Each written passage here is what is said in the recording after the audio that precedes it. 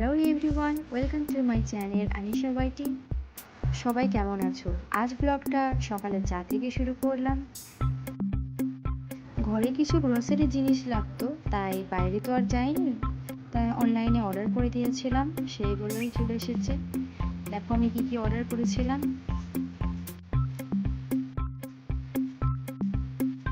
নুডলসও order করেছিলাম, তাই ব্রেকফাস্টে নুডলসই বানিয়েছিলাম একদম ঘরোয়াভাবে, সিম্পলভাবে একেবারে।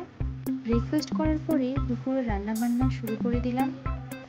দুপুরে রান্নার জন্য ভাবলাম আলু ফুলকপির ঝোল করে নিই। তাই আলুটা ছিলে ভালোভাবে পিস করে কেটে নিলাম এবং ফুলকপিটাও কেটে ভালোভাবে গরম পানিতে ভিজিয়ে রেখেছিলাম কিছুক্ষণ। দুটো সবজি ভালো করে কাটার পরে ভালো করে ধুয়ে রেখে দিলাম এবং দেখো কড়াই চাপিয়ে দিয়েছি গ্যাসে। তার মধ্যে তেল দিয়ে দিলাম এবং তেল দেওয়ার পর তার মধ্যে হালকা একটু লবণ এবং হলুদ দেবো।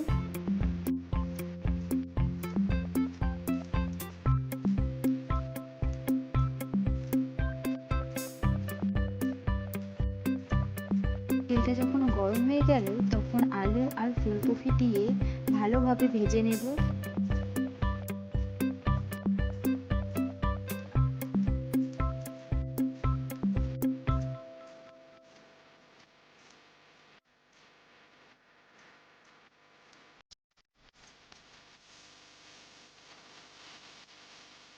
তারপর ফুলকপি আলুটা ভাজা হয়ে গেলে ওই কড়াইয়ে আবার তেল দিয়ে ওর মধ্যে গোটা জিরে দিলাম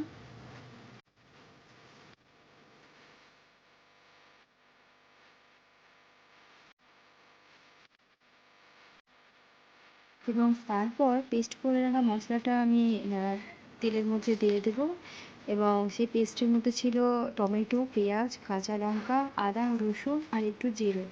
সেটা দিয়ে দেখো আমি কিছুক্ষণ নাড়বো এবং নাড়ার পর তার মধ্যে যা যা গুঁড়ো মশলা লাগে এবং স্বাদ মতো লবণ দিয়ে সেই মশলাটাকে ভালোভাবে কষাবো।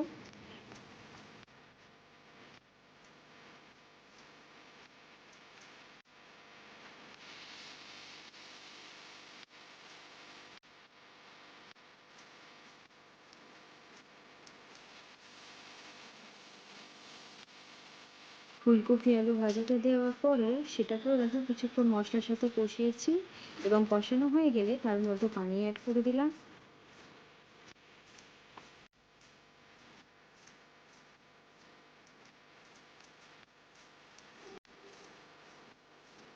এর সাথে আর কিছু করিনি।